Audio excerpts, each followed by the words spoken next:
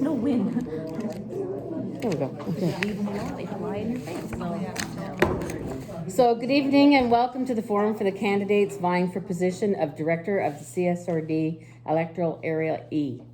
My name is Sheila DeVoe and I'm the Executive Director of the Chamber of Commerce and will be moderating this evening. The format will be as follows. Each candidate will have 4 minutes to introduce themselves and state why you feel you are the best candidate for Area E Director. Following that, we'll be asking a series of questions that have been provided by the residents of Area E. Each candidate we will read the question for each candidate. They will be given 2 minutes to respond. The timekeeper will let you know when you have 60 seconds left, 20 seconds left, and then give you the stop sign. Please be respectful of the time you have been allotted so we can cover as many questions as possible. If time permits, we'll allow closing statements also. We will ask the first question to the first candidate, so we'll start with Les. At the second question, we will start with Dan, and so on, so it's fair for everybody. The questions submitted have been reviewed by a committee made up of Sycamus Chamber board members, Shauna Newsom, Tracy Pendrak, and Melanie Boutner. Not all of the questions submitted will be asked here tonight because some were duplicates. There will be some new questions asked at the next forum, along with some repeats from this evening as well. Is everybody clear with the rules? Okay. So we'll start with you, Les. Please tell us who you are and a little bit about. Leslie Johnson. I've been a member of, or living in Malaqua for 16 years. I've been in the valley for 37 years. My family worked here, lived here, raised kids, grandkids. I've gone through the slump when the timber industry went and had to leave for 7 years, and then came back and was able to get back into work and maintain in this area. I don't plan on going anywhere. I like this area. I believe in the future of this area. I know that some things need to be done to improve it, and residents feel that some things need to be improved and a little bit more attention brought to. And there's lots of little small areas around, and people need that little bit of attention. You gotta look in every nook and cranny and feel what each resident wants for their own little thing and feel that they're heard and what they want to see improved. Now there's the health care, there's service, there's work and stuff like that. Some people want economic development, things like that, but they also have to be wondering, like, there is no taxes for economic development. If you look on the taxes, it's a zero across the board. So people are gonna say, well, we want economic development, but are they willing to adjust the taxes for that economic development? And what do they feel they want as economic development? We've got an elderly base with a lot of retirees, and then a lot of younger people that want to have jobs. There has to be a fine balance between the housing for the elderly plus the health care. Are they close enough to the hospital? If they get to the hospital, how long is the wait time? Do they feel, do they have to move to San Marin and be close to health care, or can they retire here and die here, the way they want to without having to leave the area? So that's, I just feel that I can look at each little thing, and I'm pretty fiscally responsible, and I do care about the area. I got elderly parents here, plus I got young nieces and nephews here that I'm concerned about their future and making sure everything's okay. I got lots of friends in the area, I know lots of residents, and I care about them, and if they needed anything, then I'd be there in a heartbeat. Thanks for your time, I appreciate it.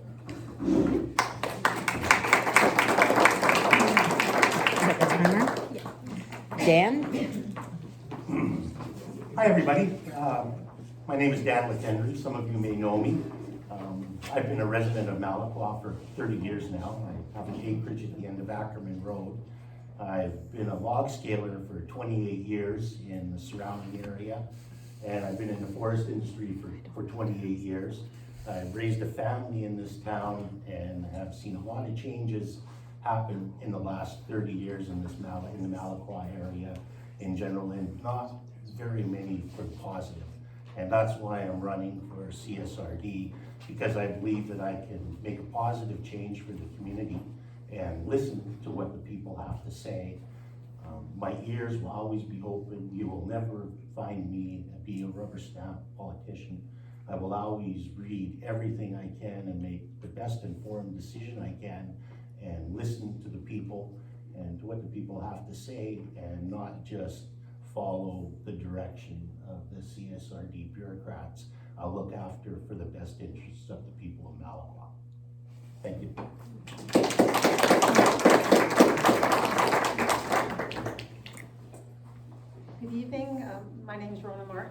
I'm currently the electoral area director for Area E. I'd like to thank the Sikamusin District Chamber of Commerce for hosting this event tonight, and I'd like to thank you for taking the time to come out and listen. I have been the director for 32 years. Wow. And I have certainly seen an awful lot of change over that time. The last term that we're coming to the tail end of now has been a rather difficult term with all of the COVID regulations and the inability to meet with our colleagues and having to do things in isolation. I think though that in this last term we got a lot of things done. We were just able to secure 5-year more funding for this building so that we have a place in Malakwa to gather, which to me is extremely important. We were able to make sure that Canby Hall would be feasible. Canby Hall has a new water system now and a new septic system and a new well, and for that I'm very grateful. When you're the director for Area E, you can't just look after one area, you have to try and look after it all, and you try and make sure that you're being somewhat fair and addressing concerns from each area. When we first started our parks plan, a lot of time was spent in Swansea Point, and Swansea Point has some beautiful parks now. And this past summer, we put in a map so that people that are on wheelchairs or carriages can go into the water, and that's going to be a test for the whole Shuswap. The decisions made by the board are not made by the director, the one director, they're made by the whole board. And we rely on staff to give us information and to keep us within the rules and regulations, and we make the best decision that we possibly can make. We have committees, and thank you for those of you that have been part of our committees, and they help direct how things go, how money is spent, and what's important in different communities. And I value those people that stand up and are part of our committees. I think that what I bring to you is I bring many years of experience. I have connections at UBCM with the provincial government. I'm a member of the Federation of Canadian Municipalities, and I sit on the Rural Forum, which is a forum that is looking at issues that all of us in rural areas are dealing with. And I make sure that the voice of the Eagle Valley is there right at the table. I take your messages forward. We're talking about affordable housing. We're talking about solid internet and what a need it is for everybody. All of the things that we talk about here at home were talked about at the federal table, and your voice is there, and I'm the one that's taken it there.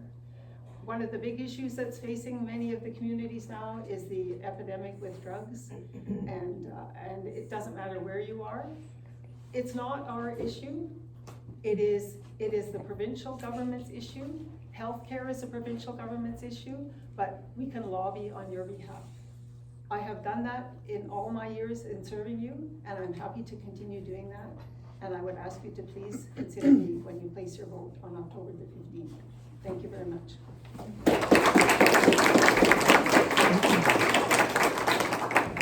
Natalie? Good evening, everyone. So I'd first like to thank Sheila DeVost and the Chamber of Commerce in Sicamous for organizing this opportunity for us to speak with all of you this evening. In trying to organize my thoughts for tonight, I wanted to pinpoint the major issues that I have been hearing from our community. Yet, I was struggling with words. But then I realized that the statement above is exactly what is wrong with where we find ourselves today in the CSRD. That another district's chamber needs to provide opportunity for our district candidates to engage with our public pretty well encompasses why I am here today.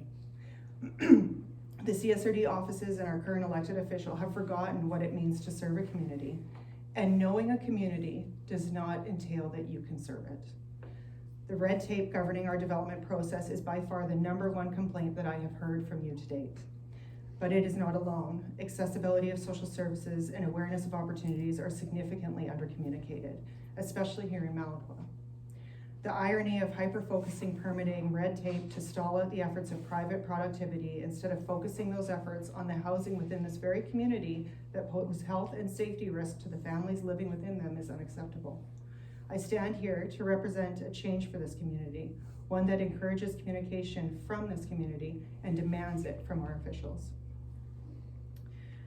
Yes, I have ideas for economic growth, for farming, industry, and commercial, We all have ideas, however, the red tape in this government needs to be addressed before we can build the economic diversity that this community requires to flourish. Opportunity for business and farming is a natural option for this valley, so is forestry. However, we need to begin by protecting what we do have, which is recreational tourism, and building upon the natural gems we have to attract this traffic. The Eagle River Nature Park is in despair. And though this trail falls under BC Parks Trail System, it seems impossible to me that our current official has not protected this gem so that it can become a destination for travelers and a safe and peaceful place for our families to spend our time. I understand that we have a number of community volunteers in Malaqua, and I look forward to meeting them in the coming weeks to discuss what supports they could use and for them to help me consider how I will be able to help as your representative. I will end by saying that I am energized by the communications that I'm having on issues that matter to you. This community needs services such as an active school and childcare. However, in order to build the populace to justify that cost, we need more families, and parents need jobs. If not here, they need easier access to neighboring communities in order that they can care for their families. I'm exploring housing and public transportation, but there's a lot of work to be done to catch up to our potential. If you'll have me, I'm more than certain you'll have the opportunity to get to know me as you educate me more about your community and I show you what it means to have a public official who is working for you again.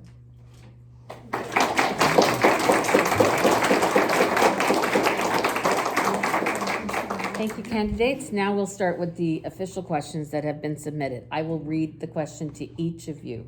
So I'll repeat it 4 times. I apologize, but it has to be done that way in order to be fair. I'm not going to ask the question, are you all here from Area E, because that was pretty evident, so we'll let that one go for now. So I'm going to start with you again, Les, because this is the question portion. Area E pulled out of economic development services in 2021 with no business support programming to replace it over the past 21 months. What initiatives will you implement to attract more industry development, job creation within Area E moving forward? Well, I'm gonna have to ask the community about that, but there is the tourism is the main thing. Parks seem to be a big thing. There is a big thing on the lakes too, but you also need local jobs governing in the parks and governing the water. Like we're relying on people to come in from Kamloops to the park where the central thing is. Going up to Marble Point, the boater maybe goes up there once in a while to check on things and collect fees, but not much for work or any proper plan being done for expanding on that. Houseboats are still being done on there. For local jobs, forestry is still governed out of Kamloops, so there's not much for local governance for that, which is a kind of permanent government jobs for that. But you also need other kind of industry development. You know, if we're all gonna supposedly go electric, things for the boats on the lake are concerned, maybe recreational stuff. But then there's the fine balance between the elderly. You're gonna need housing for the elderly, which provide jobs for younger people, taking care of them, et cetera, right? Thanks.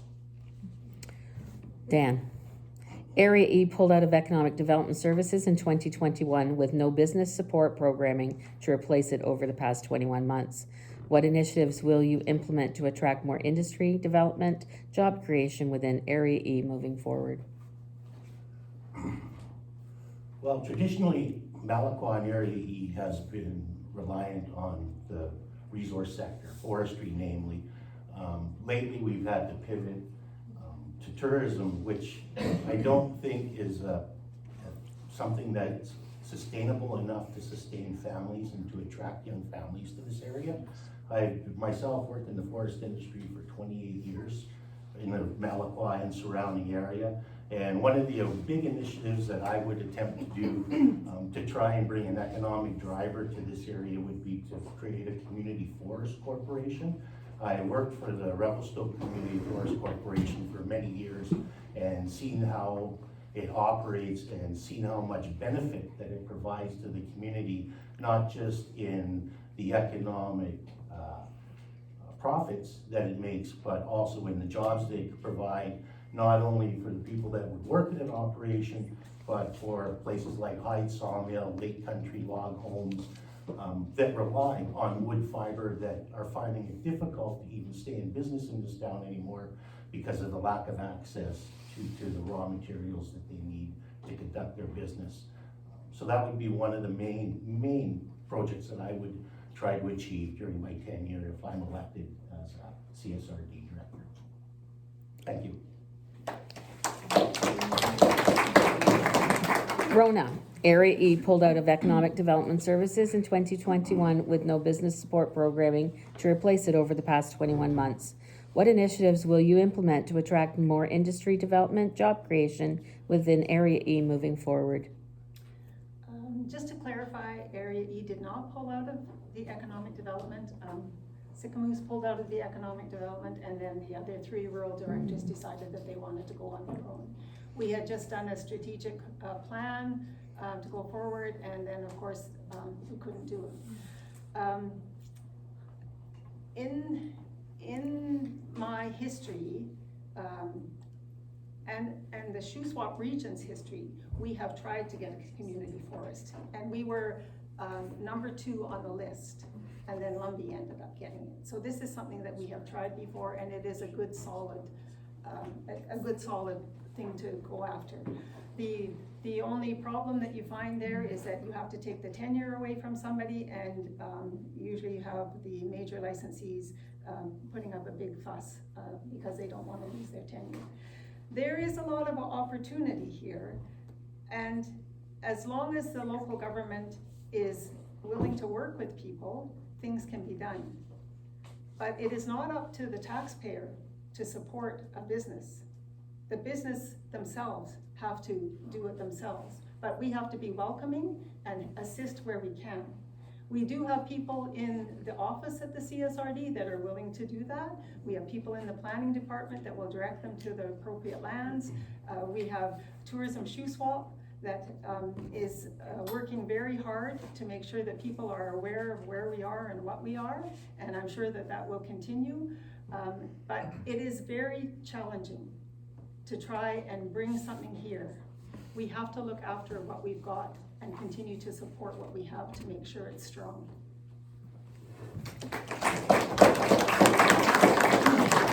Natalie, Area E pulled out of Economic Development Services in 2021 with no business support program to replace it over the past 21 months. What initiatives will you implement to attract more industry development and job creation within Area E moving forward? First of all, I think it's fortunate that that occurred, and I think that that system was replaced for Sycamoose through MRDT funding. They're moving forward on their own. I think depending on Shuswap tourism overall is not an adequate way to take care of what we have, which is our recreation here. What a lot of people don't realize is that last year the Eagle Valley Snowmobile Club underwent an economic development assessment, or impact study, sorry, and we generate $10 million worth of revenue in this community through snowmobiling alone. That is singularly next to our boating, the number one reason that all of us are here and employed, who are working, who do have families. And we need to take care of that. There's a lot of language in the OCP in particular that lends itself towards anti-motorized use, and it's unfortunate because we're pitting the environmental concerns against economy without actually considering that we can have both and still progress this community forward. So I think when we're looking at our recreation, that's paramount right now for this community to its success. As far as attracting other industry, yeah, a community forest would be wonderful, but it is difficult, but it's not impossible. And just because something is difficult doesn't mean that we stop trying, because they are building new community forests. This isn't something that just happened in Lumbee and will not happen again. So I think that just putting the energy into developing the economy in whatever way is available to us is where we start. And when our residents have ideas and they want to build things on their properties, we need to consider that even if, for example, you have a greenhouse and it's only bringing jobs to 5 people, that's still 5 people and potentially 5 families that we're taking care of. And that's how we begin here. It truly is.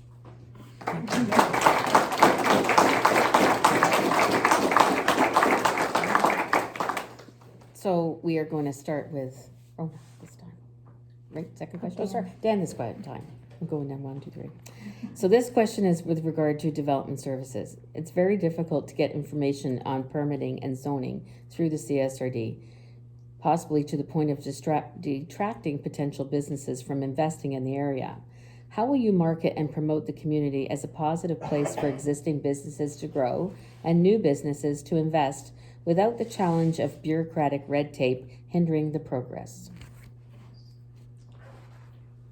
Well, that's one of the key reasons why I'm running during this election is I'm hearing from this town with the rules and regulations and bylaws that are being enacted in this rural area, that it's actually killing economic growth and economic step forward that people need in this town to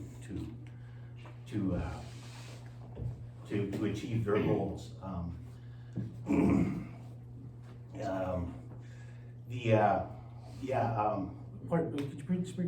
repeat the question for me? Certainly. It's very difficult to get information on permitting and zoning throughout the Yes, yes, CSRD. okay, Are you yeah. okay with that? All right. Yeah. The new bylaws that have been enacted in this town, like I said, have hindered the growth. Myself personally, speaking from personal experience, I know I've owned my property for 30 years. I have 2 acres of land, and I've tried to build a small 1,500 square foot carriage house for my parents to retire into.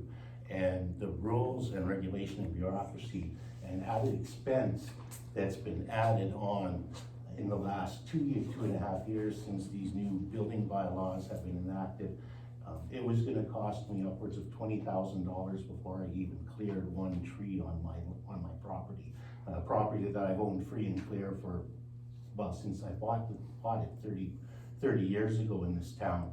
And because of those onerous rules, without any of the infrastructure being provided from us, I feel that CSRD has lost its way in providing for this community, and instead of being a driver for progress for this town, they're hindering us with their onerous bureaucracy and expense that people, quite frankly, have lived out here forever without, and we've never really had any issues, and any issues that had arisen could have been solved by provincial rules that were already in place that we're not being enforced by the local government. Thank you. So Rona, it's very difficult to get information on permitting and zoning through the CSRD, possibly to the point of distracting potential businesses from investing in the area. How will you market and promote the community as a positive place for existing businesses to grow and new businesses to invest without the challenges of bureaucratic red tape hindering the process? You know, that's kind of a double-edged question, because some of the processes that are in place now are processes that took 10 years to implement, and people were involved in those processes. There was a lot of people on committees, and it just took time to make it happen, but it is what the people wanted. I would suggest, I guess, if people are having trouble with the bureaucratic process, the best place to start is at the counter, and asking the staff to explain things to them. We are required to do certain things at times, and it's not, you know, the provincial government wants us to do things a certain way, and then we adopt our own bylaws, no different than in the District of Sicamous. They have a building permit process, and now we have a building permit process. And we have people that have moved here, and they've moved here with the expectation that that is in place. They are surprised when you say, no, there was no building inspection, or no, there was no zoning. Now, Malaqua East were the only ones that didn't have zoning. The rest of Area E has been zoned for over 30 years. And the rest of Area E did have building inspection at one time, and then it was removed, and now it's back in place again. It is an expense, I know, but over the years that I've been here, I have seen people struggle because their neighbors built on their property, and this will save things like that. But I would encourage anybody to go to staff, and I always promote this area. There's lots of opportunity here and always has been.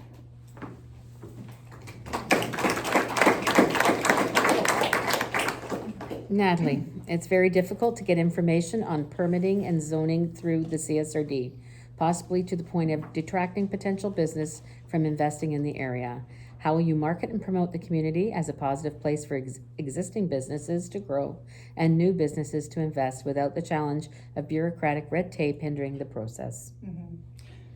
I think to start with, I'd say that bureaucratic red tape is not equivalent to having a bylaw. It's equivalent to having a process and communications that are totally ineffective. I'm gonna give you an example. I was trying to brush up on the OCP for this meeting tonight, and I went on and I thought, okay, I'm just gonna quickly try to find the map of Malaqua and figure out what the zonings are, you know, just really double check.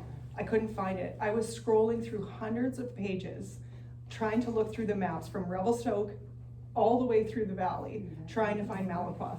And I gave up, I honestly did. And so to say that it's not necessary, yes, it's necessary. Nobody wants somebody to build on their property. We do need to have guidelines. It's a fact. The difference is that in the District of Sicamous, my understanding is you can get through this process in an average of 24 days, as opposed to here, where it goes through in about an average of 3 to 6 months. And we actually have individuals now, consultants, that people are hiring to try to navigate the process. That's the problem. We need to communicate better at the outset, so when you go to their offices, you're receiving just the information. I don't want the entire bylaw when I'm developing my property. I wanna know my zoning, I wanna know what's allowed within it, and I wanna know how to make that happen. I don't need everything, I need what I need. And I think that's where we're really missing out in the CSRD, is even though the website has been totally revamped, it's still not effective to communicate. And as far as getting responses from the staff who are overworked by the processes that have been implemented, it's not any better.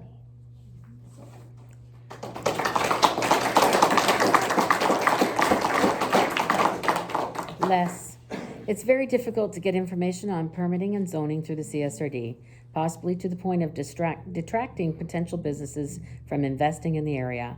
How will you market and promote the community as a positive place for existing businesses to grow and new businesses to invest without the challenge of a bureaucratic red tape hindering the process? Well, I'd go directly to the CSRD and I'd get them to print up a proper booklet or talk to them about making up a proper booklet on how to go through the process. Because when I went into the CSRD and asked the lady to go through the computer herself, she was having a hard time finding all the stuff to get me all the paperwork to be prepared for the night. So when they get it set up for businesses, how are you gonna go through the processes? For residential people, how are you gonna go through the processes? Because a lot of people in a certain age, they don't use the computer, they want a piece of paper in front of them, they don't wanna go through it. We got slow internet, you try sitting on your computer and waiting for stuff to download, or you get to a web page that's not available.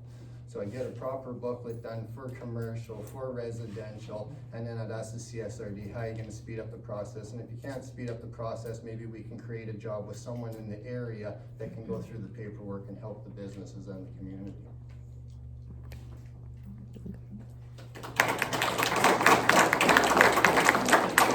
So the next question, we'll start with Rona.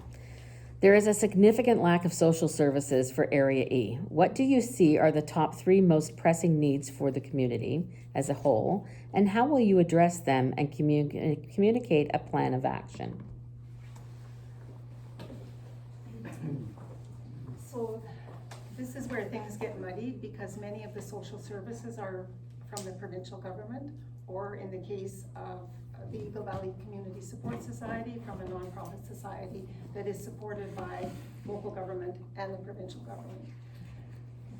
There's always the people in the community that come to you and want your assistance, and you can advocate for them, you can take them to the right person, but we do not have a service that we're taxing for to provide social services, so we do not have the funds to provide it. In the regional district method of financing, each service that we do, the Malaqua Fire Department has its own budget, the Swansea Point Fire Department has its own budget, emergency preparedness has its own budget. We do not have one that says social services. Social services are very important to all of us, from the youngest child to the oldest person in the community.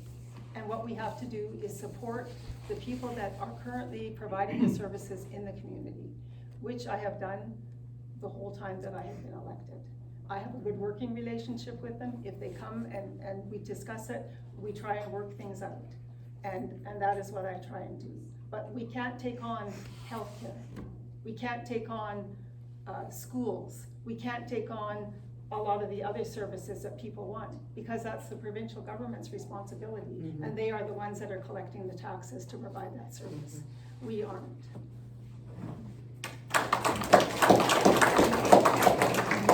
Natalie, there is a significant lack of social services for Area E. What do you see are the top 3 most pressing needs of the community as a whole, and how will you address them and communicate a plan of action? I think top 3, we're looking at childcare. We're looking at services for our underfunded, whether that's food, whether that's healthcare of some sort. And I think we also need to address that we are looking at mental health as a major social service that has come to fruition over the last 2 years. Do I understand the services that you have in this community at this point? No, I don't. Do I know that they are funded by the province? Yes, I do.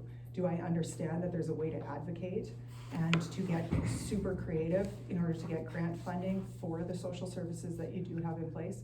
Yes, I do. So do I think that we can do more? Yes, I do.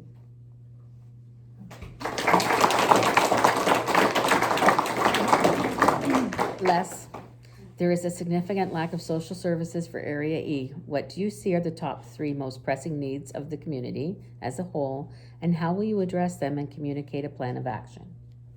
Well, I know that for one thing, there's like for employees or seasonal employees, women are finding a hard place to rent or to find a place while they work in the community.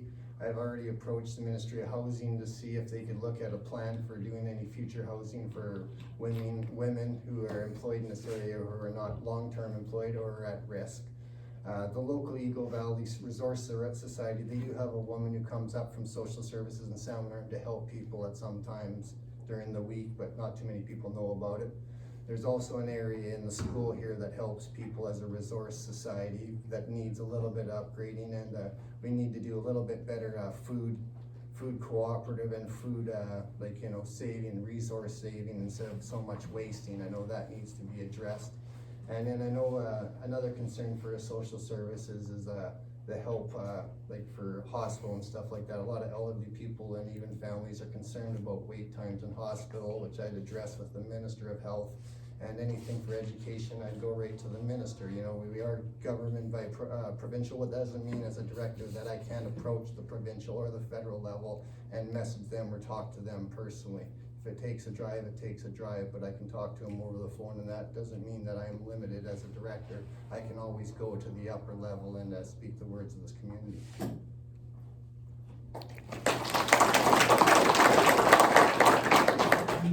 Dan, there is a significant lack of social services for Area E. What do you see are the top 3 most pressing needs of the community as a whole, and how will you address them and communicate a plan of action?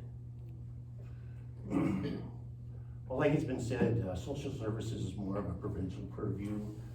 CSRD doesn't have much responsibility over that, but one way that we could improve the quality of life in the social service aspect of this community is to provide good full-time year-round jobs for families. And the top 3 things would be, in my list, would be full-time, good-paying work, year-round employment, child care and child education and housing. And if we can start providing that first step of providing full-time year-round family wages that a person can support a family, then that may motivate the school district to reopen our school, considering it's one of the only schools that is still closed after the Liberals' cuts in the early 2000s, where the school district 83 closed multiple schools, and this is about the only one that hasn't reopened. If we can attract the types of work and the types of employers that will provide jobs for families, then we can attract families with children, where maybe we might have our school reopen and we can reopen our school again. Then that would be an economic driver. It'll add a lot of community support for us as a community as a whole, because I feel that this town has kind of lost its way. When it lost its school, it was kind of the glue that held this town together. And when it closed, mainly because I believe the major employer that we lost in town left, and that drove a lot of families out of town. And if we can attract a major employer, the school may open, and that may attract stimulation in the housing market. And the government should always be there to attract people into the housing market, because I know I've talked to people around this town, and housing is one of the main concerns, not just the expense, but the lack of around here. There is no place to live in this town. If anybody wants to move here, it's nearly impossible. Thank you. Next question, start with Natalie. Malaqua is in desperate need of affordable and attainable rental housing for families and seniors. How will you address the lack of housing standards and rental practices in the area? I think the lack of housing standards has become something that is probably top of what the conversations I've had so far in this community. And I don't think that I really had a clear idea of quite how bad it was. We need to redirect some of our bureaucrats to start taking care of this. The fact that at Green Acres, a fire truck can't even get turned around if there's an incident out there with all the families is deplorable. We need to attract housing. There is a workforce here with nowhere to live. We also have a number of individuals moving to this area from Revelstoke, pushing out from Sicamous. And it's sort of a natural place for people to live and commute to those other communities in the interim until we can build an economic base here. Affordable housing initiatives are available. They're available to all districts who want to advocate for them.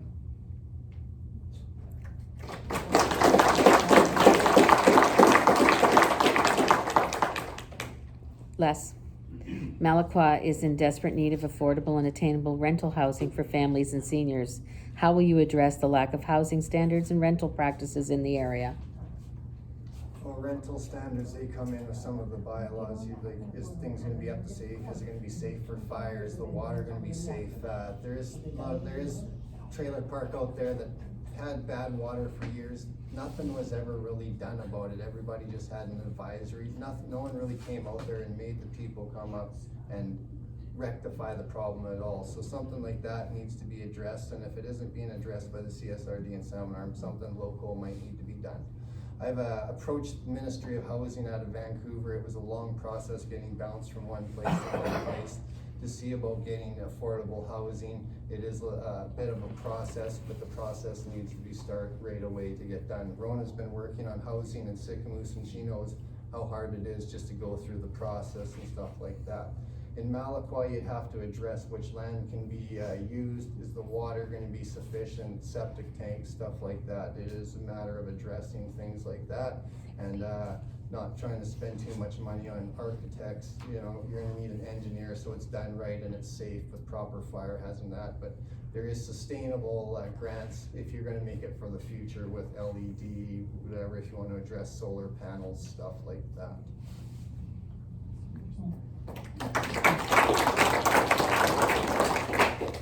Okay, Dan. Malaqua is in desperate need of affordable and attainable rental housing for families and seniors. How will you address the lack of housing standards and rental practices in the area? I think I touched a little bit on this on my last answer. I think the key to improving the housing standard in this town is employment, is gainful employment, is people having the money to do the improvements, to build what they need to build, and to be able to sustain their life to a degree that they can live in this wonderful area and actually enjoy it. As far as rentals, the market's always gonna drive the rental rates. And the only way that rental rates are driven down is by overabundance of rentals. And in the 30 years I've lived here, that has never been the issue. It's always been difficult to find some place to live in this town forever. It has never changed in the 30 years I've lived here. And one of the ways to do it would be to attract employers that could provide gainful employment where people could afford to live, where we could possibly, attract investments in somebody that might want to build an apartment building in town. If we can attract enough people to work here, then we're gonna need the housing, and that'll bring the investors in that would want to build the housing to provide for people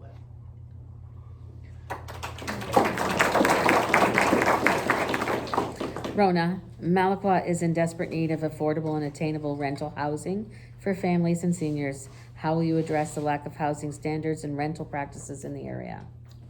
Thank you for that question. This is something that's been an issue for many, many years, and as Natalie said, people are coming from Revelstoke and coming from Sicamous, and Malaqua is the end. And so my concern has been that people will end up going out into the bush. One of the things that you're really noticing now is that people are wanting to move down to something small. There's concern with some people that an RV is not a safe, secure place for people to live, that it could have issues with humidity and mold and things like that. So one of the things that I would like to see is that if you have a recreational vehicle, or if you have a tiny home, or if you have a park model, that it is certified, CSA certified, and that it can be lived in all year long, and that people will be safe. And that is something that people can work towards. That is attainable. We don't have the ability as a local government to apply for a grant because we don't own the land. We're not like the District of Sicamous where they have their own land. If somebody was to donate some land to the CSRD, perhaps we could go after grants to build some type of housing, but we don't own the land. It has to be partnerships with people to do that.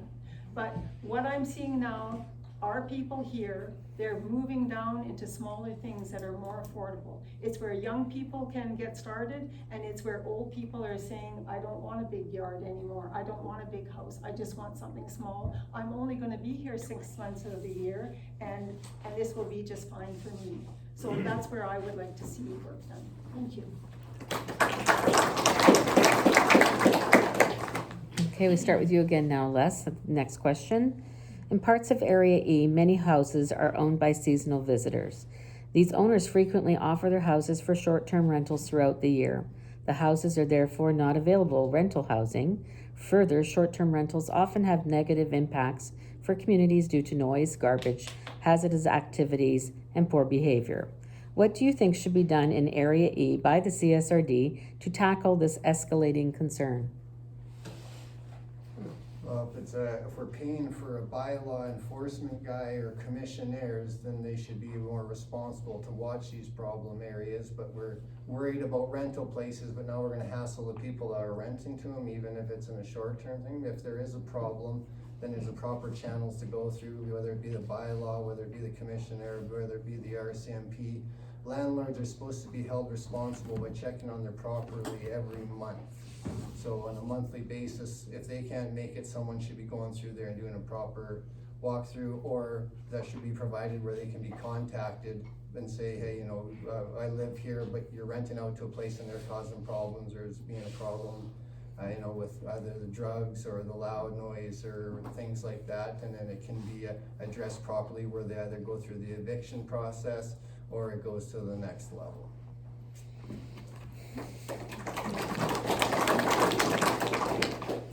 Dan. In parts of Area E, many houses are owned by seasonal visitors. These owners frequently offer their houses for short-term rental throughout the year. The houses are therefore not available for rental housing. Further, short-term rentals often have negative impacts for communities due to noise, garbage, hazardous activities, and bad behaviors. What do you think should be done in Area E by the CSRD to tackle this escalating concern? Well, I don't believe it's the government's place to micromanage people's lives. If people want to run short-term rentals, they should be allowed to be short-term rentals. If they want long-term rentals, let them have a long-term rental. The market will dictate whether it's economically feasible enough for them to rent short-term or long-term. As far as issues with short-term rentals go, There can be bylaws enacted, there's laws on the books that the police are there to enforce. Noise bylaws, unsightly, you know, even the CSRD can go as far as to introduce unsightly property bylaws. Things like that, not what they've done to limit people the way they have so far in this town. And I firmly believe to let the market dictate what's being done and not the government. Thank you. Rona, in parts of Area E, many homes are owned by seasonal visitors. These owners frequently offer their houses for short-term rentals throughout the year. The houses are therefore not available for rental housing. Further, short-term rentals often have negative impacts for communities due to noise, garbage, hazardous activities, and bad behavior. What do you think should be done in Area E by the CSRD to tackle this escalating concern? This is a problem that all of Canada, I think, is facing, and everybody's struggling on how best to answer it. The reality is, if somebody has a second home and is able to rent it out short term, that is an economic driver, and that does bring people to the community. And I guess it's up to the property owner to make sure that his guests are behaving. We have a bylaw officer. There is a means that people can enter a complaint in, and that can be followed up on. I know that for the person living next door, it can be an issue when somebody's partying all night. But I think that we need to work together to come to some type of solution. This is the way that many people, especially young people, are managing to make their mortgage payment. It's supplementing many people's income. And I know that it is an issue for many, but I don't think that there is one simple solution to address this concern. I think it's gonna take people sitting around a table and coming up with a plan on how best to do it. One of the ways that we have done it is to test the waters first, and if somebody gets a temporary use as a seasonal rental, and if it goes okay, then they can apply for a permanent use. But then they're monitoring things, and maybe then they set a standard, and maybe that's what we have to do. It's not an easy solution. I mean, the District of Sicamous has been trying to deal with it. Many local governments across the country are trying to deal with it. Thank you. Natalie, in parts of Area E, many homes are owned by seasonal visitors. These owners frequently offer their houses for short-term rental throughout the year. The houses are therefore not available for rental housing. Further, short-term rentals often have negative impacts for communities due to noise, garbage, hazardous activities, and bad behavior. What do you think should be done in Area E by the CSRD to tackle this escalating concern? So I have to agree with what the other representatives said in large part. A few things that I'll add is that it's not a simple issue. We can tell somebody that they need to rent to someone full-time, but we can't tell them how much to ask. So if they want to recoup the losses that they would otherwise have in revenue from Airbnb, they're still going to not have that home filled with somebody who's in our workforce making service industry wages, which is primarily who we're looking to house.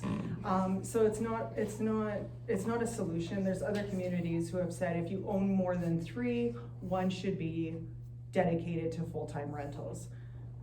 Lots of ways to handle it. Are we there yet? I don't know. As far as bylaw enforcement goes, it's lacking, I'll just be honest, in the CSRD. And so I think that's something that we experience, whether it's with crime or whether it's with disturbance. We're not getting the reaction there, but that's an issue on its side. As far as solving housing by taking away somebody's ability to utilize their investment the way that they wanted to, I don't think that's a solution that's going to help us with housing, especially not in CSRD, you know, the way that it might in the District of Sicamous, so.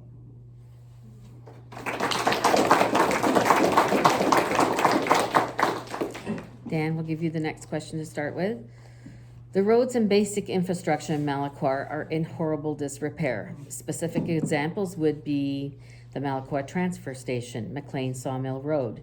You could not even drive and miss a pothole to our only taxpayer-funded transfer station in the area. While roads fall under provincial transportation, what will you do to better advocate for repairs and upgrades on our roadways? Well, one of the first things I would do is I would contact my counterpart that's in the provincial government that's responsible for the roads and make him aware of the issues that we're facing in this community. The problem with the provincial government is when they award these contracts, they don't award these contracts to pay more. They award these contracts to pay as least of the amount as they can. And the issue with these contractors as we're facing is that they're not actually being paid enough to perform the duties that they have to pay. And I think the provincial government is expecting them just to pick up the slack for what's lacking. I would contact my counterparts if I had to send them pictures, if I had to conduct some kind of a tour to ensure that the roads are done properly. They need to be, because I've driven McLean Sawmill Road too, and that road is atrocious. It's embarrassing.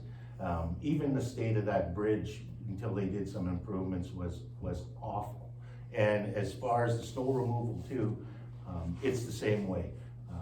The provincial government hired the company that will do the work the cheapest. In the 30 years I've lived out here, the last 2 winters have been the worst that I've seen on record. And a person has to lobby the provincial government to provide the services for these rural communities that we need to function. Because if they don't provide the services that we need as a community, we're not going to be able to achieve our goals and what we need to do to succeed.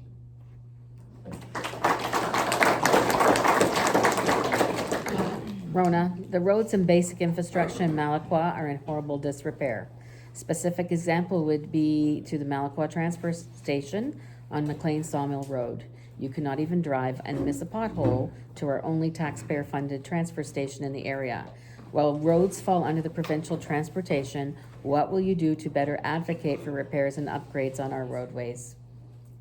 Thank you. Especially over these last 2 years, I have taken pictures. I have driven every road and I have taken pictures of the potholes and sent it to the ministry staff. They have sent my kind of report to AIM and said, how are you going to address this? And AIM responded. They did do some of the work, but not all of the work. I think that this current company is providing a real challenge to the provincial government. And I think that the best thing that we can all do is become very familiar with calling our MLA's office and the ministry office to make as much noise as we possibly can. We do not have the engineering, we do not have the staff, it is not our responsibility, and yet it impacts all of our lives every single day. It impacts it for fire protection, for ambulance services, for everything. Work, everything. If the roads are not taken care of, it's a real pain. So I can't say anything more that I would do. I've been advocating. I just was on a call with Peter Cocker the other day, who is the ministry staff in Salmon Arm. He told me that weather permitting, that road to the dump is supposed to get some seal coating, so let's keep our fingers crossed, and if it doesn't happen, we will all be very disappointed. It very, very desperately needs to be done. As does the Salsqua Road, as does the other Salsqua Road, as, you know, I mean, there's roads all over that are just criminal. Breaking people's cars.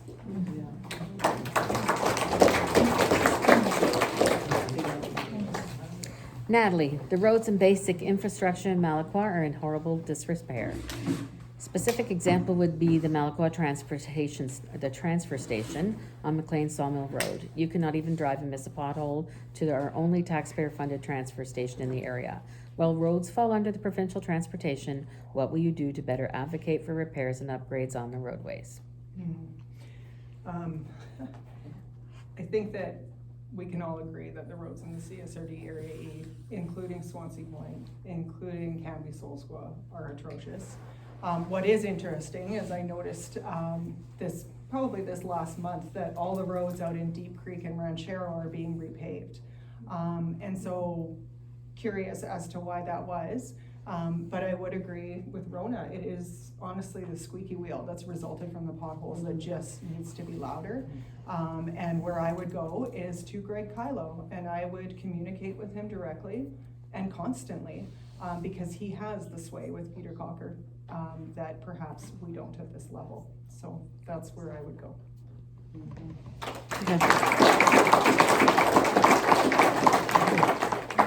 Les. The roads and basic infrastructure in Malaqua are in horrible disrepair. Specific example would be to the Malaqua transfer station and taxpayer funded on McLean Sawmill Road. You cannot even drive and miss a pothole to our only taxpayer funded transfer station in the area. While roads fall under provincial transportation, what will you do to better advocate for repairs and upgrades on the roadways? Well, sometimes just talking to one person, you gotta triangulate things, so just going to the MLA, sometimes you gotta go to the MP, Mel Arnold as well, and then your Ministry of Transportation, and make sure they're all CC'd to each thing, so each person's held accountable to each other, and plus the ministry, you want to make sure you have everything covered when you do talk to them, right? You wanna say, okay, I've talked to this person, but you've also let Mel Arnold know, and you've also let the other person know, so if they don't work together to resolve the problem, then you gotta hold them accountable, whether that's take a drive down to their office. You can't just do it on the phone and email. Sometimes they gotta see you in the face and, you know, let them know you mean business and you want things done for your taxpayers.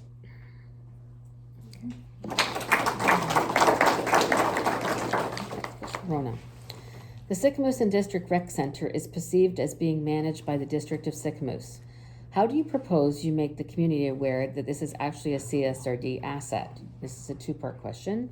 Tax dollars are collected for the rec center from both residents of this Area E and Sicamous, yet they are finding it difficult to access the building and or be responded to when making inquiries, booking ice, and using the facility. There is also a concern regarding user groups from outside the area who do not pay taxes having priority over local user groups. How do you propose to resolve what is becoming a contentious issue?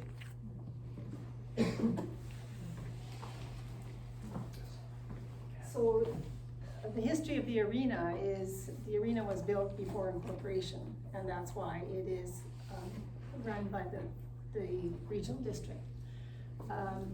And I guess the new people here don't know that, but the old people here are very familiar with it. They all work together to try and get it built, and that's why it was named the way that it is, because all the people from Malaqua to Swansea Point to Cambie-Solsqua, they all came together, they donated time, they donated product, equipment and everything, and that's how they built it. Now, granted, there's been some issues in the last year and a half, I would say. I think that currently what's happening right now at the regional district is that they are doing a review of the rates bylaw. We have to, there's two things on the taxes that people complain about. One is the fire department and the other one is the arena. We have to bring money in to lower the tax rate. There is a fee structure that is a bylaw, and the administration of the arena is supposed to charge that rate. So when the new system comes in, when we go through this process, it may see some change, and then perhaps the rates will change, or there'll be some wiggle room. But right now, that's the way that it is. We are hopeful to establish a committee, a working group, which we did have many years ago, where there was an appointee from the District of Sicamous and an appointee from the regional district, staff from the District of Sicamous and staff from the regional district, and some of the user groups there, figure skating, minor hockey, that type of thing. And that's where we used to talk about the issues, and that's what I see us going back to. Thank you. Natalie. The Sicamous District Rec Center is perceived as being managed by the District of Sicamous. How do you propose you make the community aware that it's actually a CSRD asset?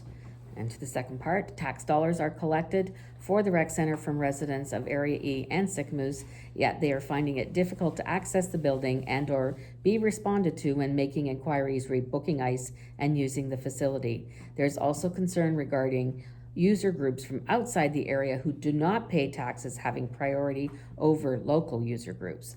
How do you propose to resolve what is becoming a contentious issue?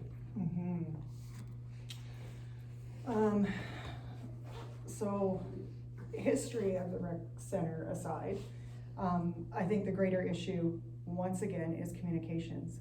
And what we have right now is management in place that was put in place to try to resolve issues that were occurring. And unfortunately, we have user groups that are not able to communicate. Not only are they not able to communicate when they can receive ice time, and I'm not talking average users, I'm talking the Eagles hockey team, who has been asking for an ice schedule since July the 20th to no avail, and still for the end of this month has no response as to what's gonna occur in October. It's not acceptable.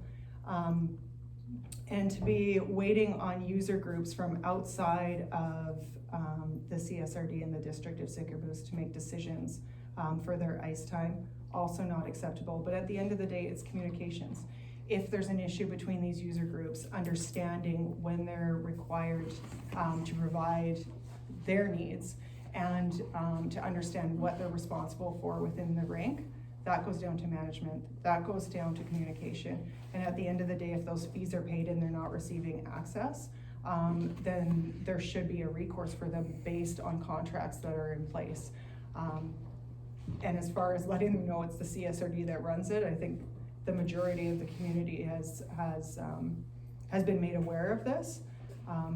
But at the end of the day, you know, it falls on the shoulders of your elected official to jump in and speak with your CAO if the staff are not doing their jobs.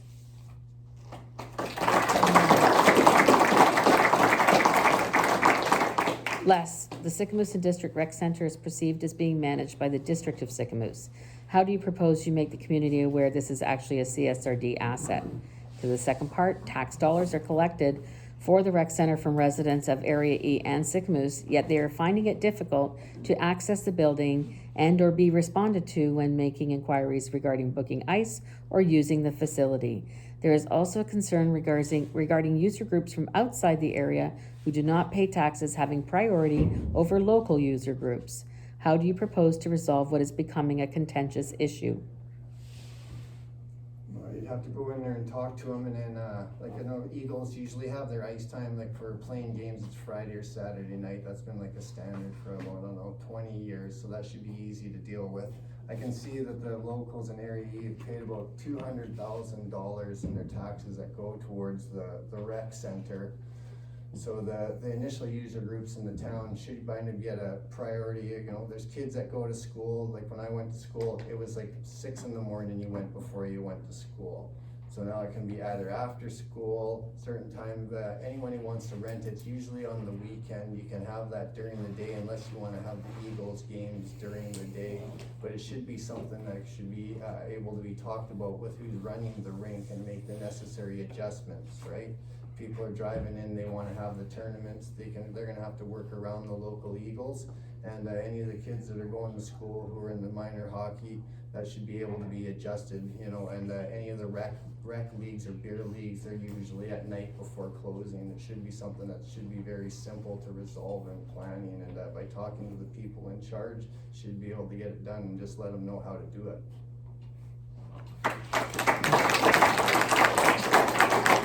Dan, the Sicamous District Rec Center is perceived as being managed by the District of Sicamous. How do you propose you make the community aware that it's actually a CSRD asset? And to the second part, tax dollars are collected for the rec center from both Area E and Sicamous, yet they are finding it difficult to access the building and or be responded to when making inquiries, rebooking ice, and using the facility.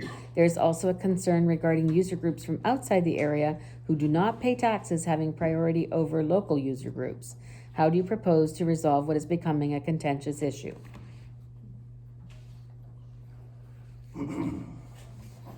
Well, I believe the rink was when it was first built and the tax bylaw was introduced, the original taxes were used to pay for the arena. And then once the arena was paid for, then the tax base that was collected for the arena went for the maintenance of the arena.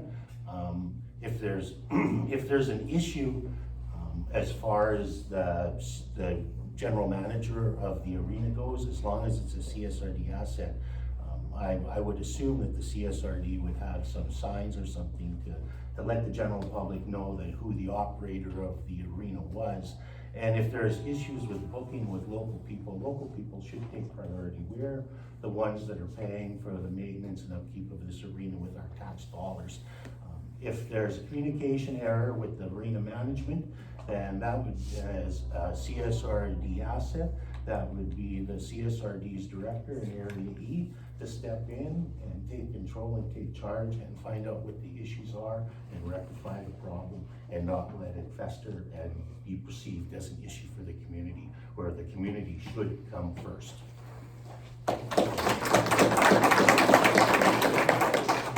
Okay, on to our next question. Natalie, we are a beautiful recreation hotspot. What will you do to fix our poorly maintained tourist attractions that have been neglected and now detract from a viable industry to bring people to our few local businesses? For example, Eagle Valley Nature Trail, Malacqua Suspension Bridge, and the lack of paddleboard spots to put in and pull out.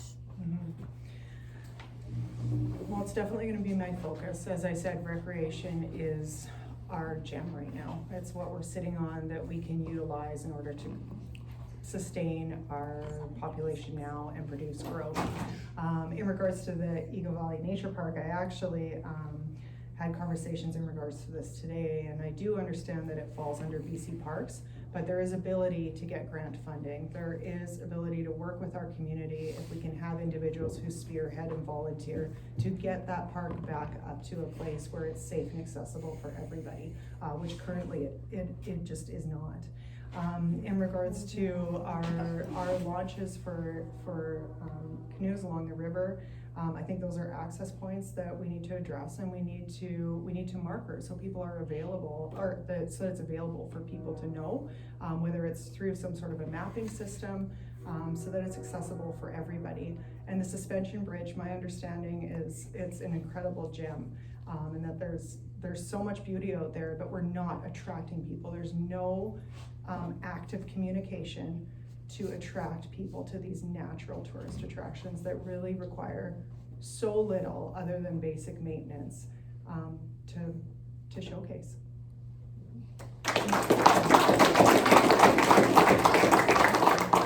Les, we are a beautiful recreation hotspot. What will you do to fix our poorly maintained tourist attractions that have been neglected and now detract from a viable industry to bring people to our local businesses? For example, Eagle Valley Nature Trail, Malacqua Suspension Bridge, and the lack of paddle stop, drop-in and pull-out spots. Well, when I was on the Parks Commission for 4 years with Rona, we were trying to address a lot of those different areas.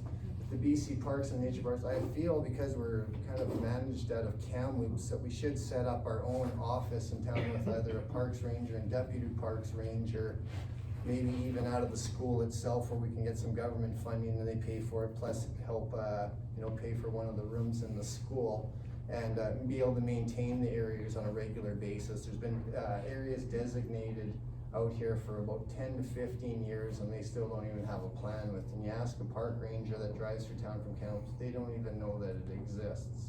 So I feel that we should be more locally governed for that and pay for the jobs that take care of these things and address it. There's gonna need to be proper maintenance. We got out of work forestry guys, but yet there's no projects for cleaning up these areas. For canoe spots, you're gonna have to address which areas are available, but you're also gonna have to inform people on the dangerous areas, because lots of people have died on the river. So you can't just say, oh, here, drop in here and stuff. You gotta let people know of the risks and the easy and out areas to do it. There is a few different areas that can be addressed, but you also gotta address the dangerous areas as well. Now there's an area out here that can be dropped in out by Taft, but then you gotta worry about where you're gonna be. No one wants to be dropping in on the other side of the Perry River. I myself have gone underneath the logs and managed to make it out. But you're gonna want the areas between the hard areas. You gotta be able to get in and get out in safe areas and make sure you're not encroaching on people's public property who might get offended by that. And there's areas by the old bridge in Canby-Salsqua where there's gonna have to be parking built for that as well. But it can be done, it's fairly simple to do, and with the going through the zoning and planning, addressing these areas and hiring some people through either projects or grant projects to go in there, clean up the area, maybe get some fill for parking and the signs.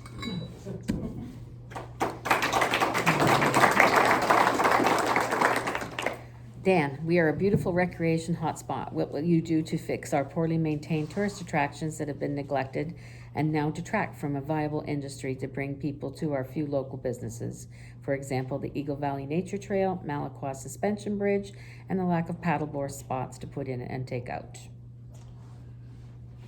Well, I know in the past, the Chamber of Commerce in Sicamous was involved in a project where we could lobby the federal, the provincial governments for grant money to hire crews through the employment insurance.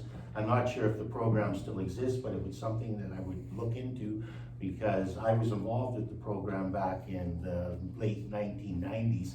And we went around cleaning up local tourist attractions, bridges. We painted the Canby Hall, Fire Hall. We helped build the trail that's coming off of the North Fork, the Turtle Valley, the Turtle Valley Conservation Society had run. I believe the CSRD is running it now, has taken over ownership. There's a lot of things that a person can do to lobby other levels of government for some support, to hire some people to get out there and clean these things up. As far as the tubing goes, a way to do that, I believe that we would have to hire a third party or an outside contractor, something like they do in Penticton with their Coyote River cruises, where you could have a set in and an out point where it could turn into a tourist attraction.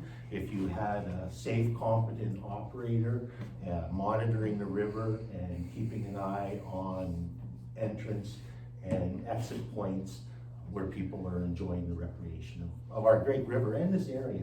The river is a wonderful thing to float down. I've done it myself too, but it is dangerous. There's a lot of snags, and it's just not that something that we should be promoting for the average recreational user to go out without some kind of infrastructure in place to make it safe. Thank you. Rona, we are a beautiful recreation hotspot. What will you do to fix our poorly maintained tourist attractions that have been neglected and now detract from a viable industry to bring people to our few local businesses? Example, Eagle Valley Nature Trail, Malaqua Suspension Bridge, and the lack of paddleboard spots to put in and take out. So as a person that lives in Malaqua, I take offense to the comment about our swinging bridge. Yeah. I take a great offense to that. That is a bridge that has great historic value. It is owned and maintained by the Ministry of Transportation and Highways, and that is our swinging bridge, and we love it. Yes, beautiful. The- So the nature trail, I was just down there. Yeah. The Eagle River Nature Trail, the Shuswap Trail Alliance organized a work party there several years ago. My Brian made all new signs for it. It takes volunteers. And when they want to do a cleanup on the trails, they put out a call and people come. We do not have the budget to fix the trail, but anybody that uses it has a responsibility of picking up garbage and taking out your own garbage and doing what you possibly can, and probably having a conversation with the Trail Alliance to know how best it's done. As far as access points to the river, part of the parks plan, there is a blue waste strategy, part of that plan, but we have to get approvals from the province or from private landowners to access their land. And that hasn't made it to the top of the parks plan yet. We've been busy building like our little playground here in Malaqua, like the parks at Swansea Point. That's what we've been focusing on, the North Fork Wild. But that is part of the parks plan. But we can't just go ahead and do it. It's not as simple as you think. We have to get permission from the provincial government to access the land. Thank you.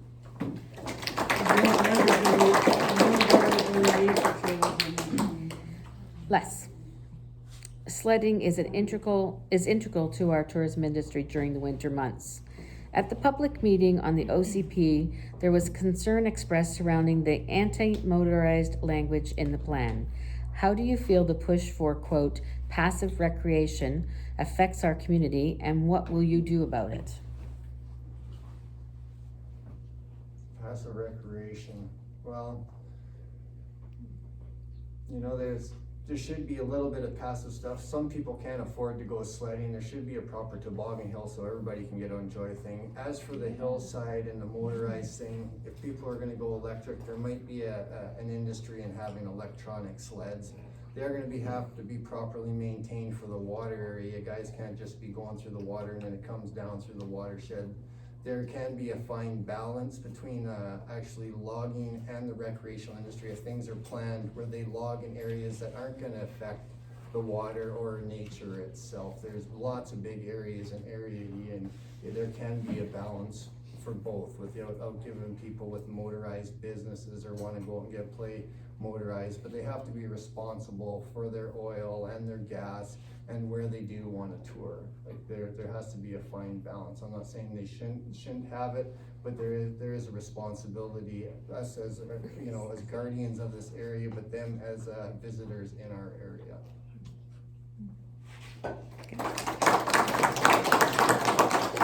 Dan, sledding is integral to our tourism industry during the winter months. At the public meeting on the OCP, there was concern expressed surrounding the anti-motorized language in the plan. How do you feel the push for, quote, passive recreation affects our community, and what do you plan to do about it?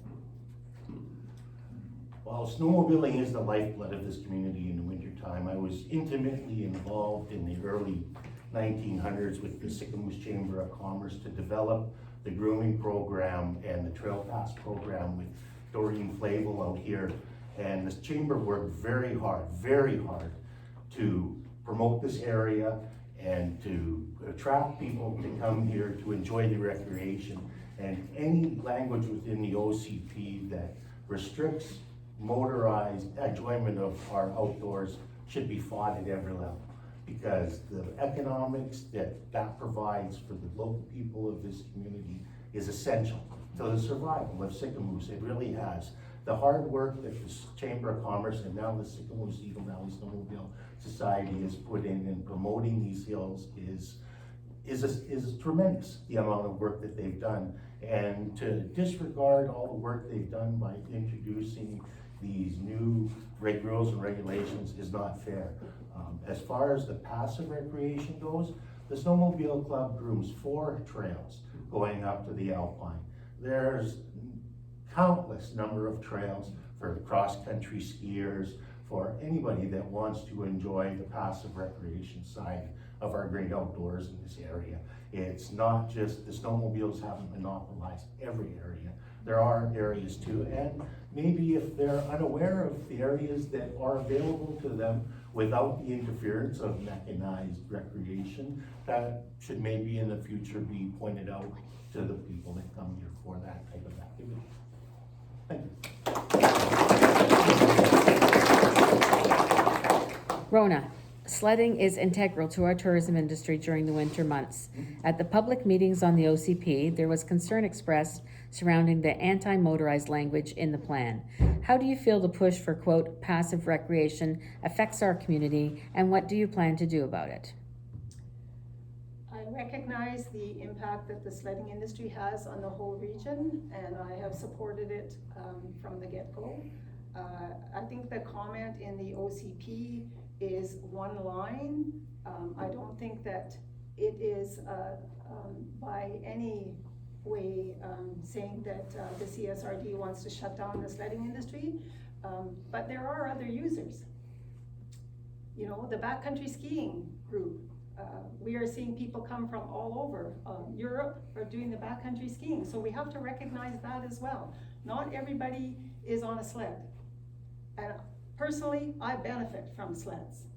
I appreciate them, I welcome them, but I also benefit from the backcountry skiers.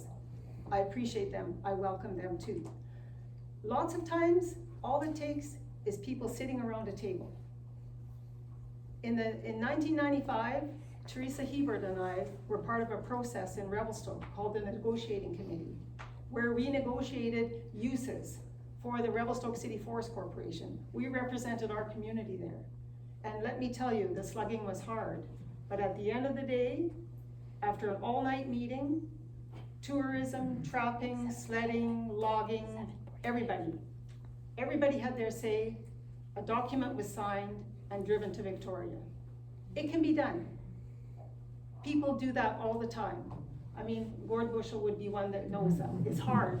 It's not easy, it's hard, and you have to be willing to be flexible. And that's what you need to do, sit around the table. Thank you. Natalie, sledding is integral to our tourism industry during the winter months. At the public meeting of the OCP, there was concern expressed surrounding the anti-motorized language in the plan. How do you feel the push for, quote, passive recreation affects our community, and what do you plan to do about it? I think most people here know that I currently manage the Eagle Valley Snowmobile Club. If not, I do. So over the last 3 years, I've seen just how much of a driver it is, how many individuals it employs, whether it's through our restaurants, whether it's through the hotels, you know, and it's all families that are trying to make a go of things. To say that it's only one line in the OCP, I think there's a lot of language in respect of developing for resorts and, you know, really hesitant to have any sort of non-motorized or any sort of motorized use in there and really favorable of non-motorized use. And I think it's dangerous. Right now, what we have is our recreation, and I'm going to continue saying it because it's true. I do not think that there isn't a place for ski touring, for biking. I'm a runner myself, I'm an equinist. That's what I enjoy. But right now, motorized use drives this community, and any language that detracts from friendliness towards developing that is dangerous.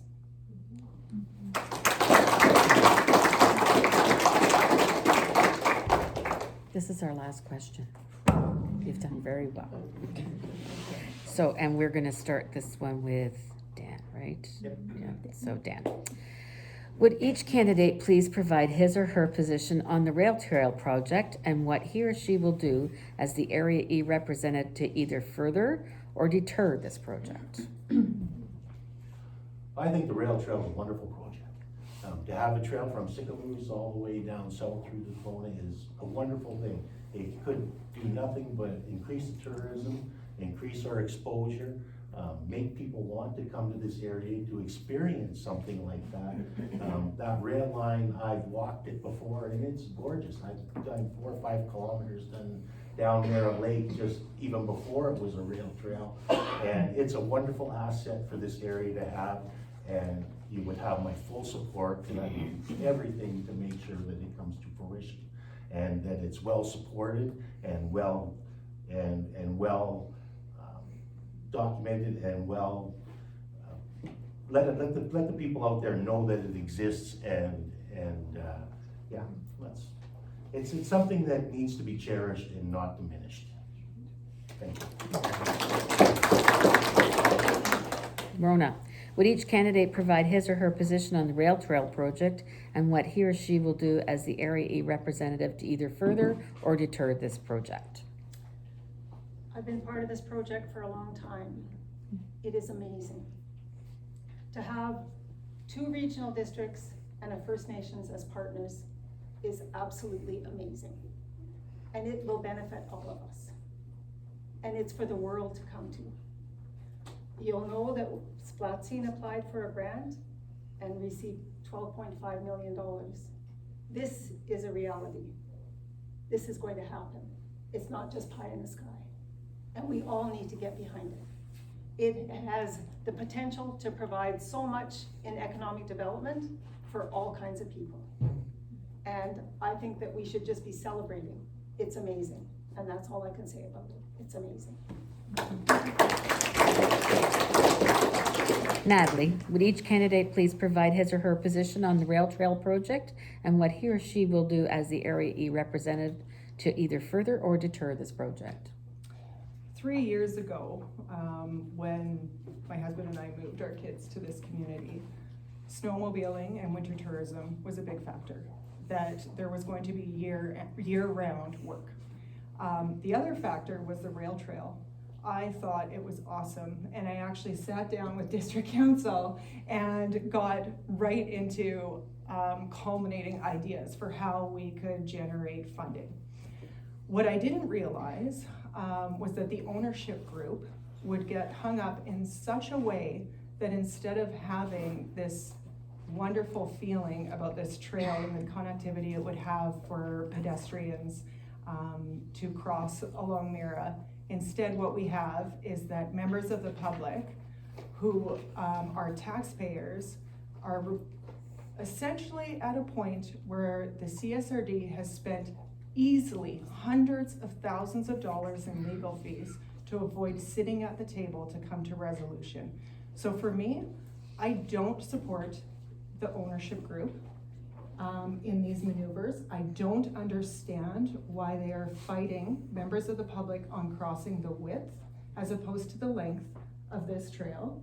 And I do not understand where we went from having this beautiful amenity to our community to having something that is actually infringing on the rights of individuals who have property, on their investments, and also on the economic impact that it'll have in the taxes that we can generate when these properties are reduced by hundreds of thousands of dollars each.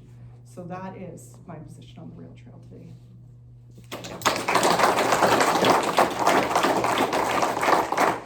Les, would each candidate provide his or her position on the rail trail project and what he or she will do as the Area E representative to either further or deter this project? Well, I'm addressing the property owner thing, right? Before there's the rail trail, they had a train going in front of their place and they had to access train tracks to get to their docks and the water, stuff like that. So now they're gonna have a trail in front of their place they can go down and use, or potentially rent out to people who are gonna wanna stay there and do the hiking. Their families will enjoy it, their visitors will be able to get and enjoy it. By promoting it, the district, and I'm sure, you know, Tourism Canada is gonna be promoting a lot. As a director, I would enjoy it myself. I walked along the tracks as a kid. Coalyard Point needs to be addressed and be brought up to speed because that is a stop on the way along the tracks. Now the property owners, they're gonna have to, you know, there's gonna be people walking there, but like I say, it's not a train rattling through there in the middle of the night in the Kansas City Railway rattling your house. You're not gonna have to smell the coal, you're not gonna have to smell the creosote. So I would enjoy the trail, and I think lots of people will too. And I don't think it'll decrease the property value. If it does sell, people are gonna be buying a place that's on the trail.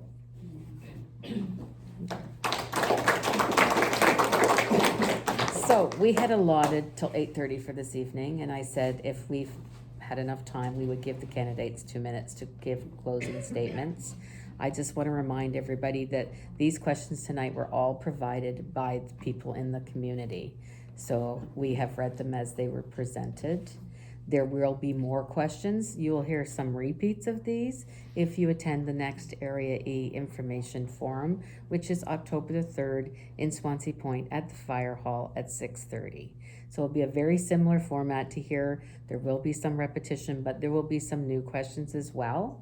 I want to thank you all for your courteous behavior here tonight, for being so respectful, for everybody taking the time to answer those questions. Once we give you all these 2 minutes, we're going to be leaving. It's up to you if you wish to stay and if you wish to talk to people. Some people have indicated they'd still like to ask some questions of you individually. One has actually given you an envelope with some letters with their information in it. There are sites where you can actually obtain information for contact information for the candidates, and then you are free to ask them questions via email, telephone, etc. So again, I'm going to give them all 2 minutes to say what it is they would like to say in closing statements, and thank you all very much for coming this evening. And we will start with who did we just finish with? We finished with Les, so we'll start with Dan. Okay. Well, I'd like to thank everybody for coming out tonight and being engaged in this community forum. It's nice to see a nice healthy turnout like this. I wasn't sure what to expect. I hope that I was able to get my viewpoints across to you tonight, and that all of you know where I stand on a lot of the issues.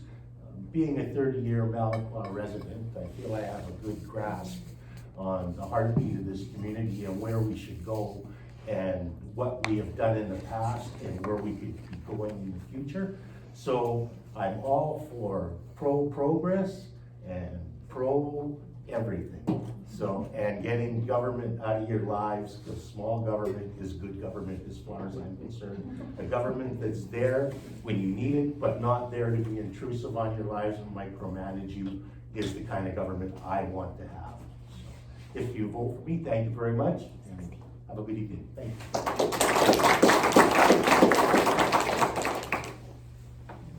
Well, thank you very much, everybody, for taking the time to come out tonight. I really appreciate it. We haven't had the opportunity to do this for a while, so it's good. I remember my first time, I was scared to death. Teresa and I did it, and you could hear our knees knocking at the back of the room, and there's been a lot of changes since then. You know, the questions that are asked tonight, you only have a short time to answer, but there's a lot more information that people need to know. So if you have any questions as follow-ups, I welcome them. You can come and see me, you can come and see me at my work, you can phone me, or you can email me. I'm open to all of it. I've always been approachable, and I'd appreciate hearing from all of you. Thank you very much.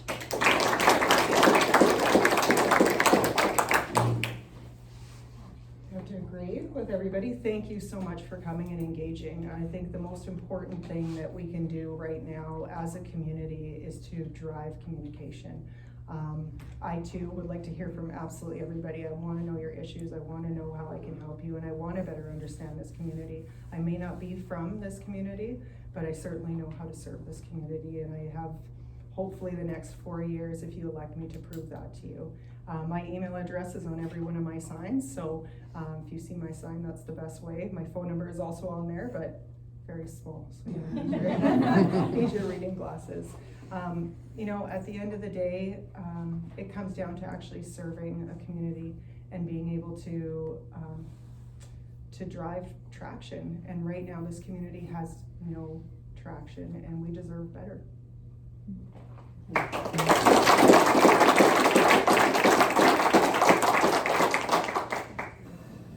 Thanks everybody for coming out, I appreciate it. If you want my name, number, and email address, you can copy right there. I got paper if you need to do that. Basically, the director is a figurehead and a representative of you guys. So without your input, it's hard to know what you want. So I'm always willing to listen and be your representative there and fight for what you think is valuable for you in your everyday lives, whether it be work, whether it be medical services, you know, services for your children, anything like that. I'm a take no shit kind of guy, and I'm willing to fight for what you think is right for your area. I don't plan on going anywhere. I've been here my whole life. My parents are here. I stayed here to take care of them and possibly bury them here.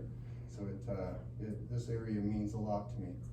You know, whether it be the tourism, whether it be everyday jobs, whether it be living in comfort and feeling safe in your home.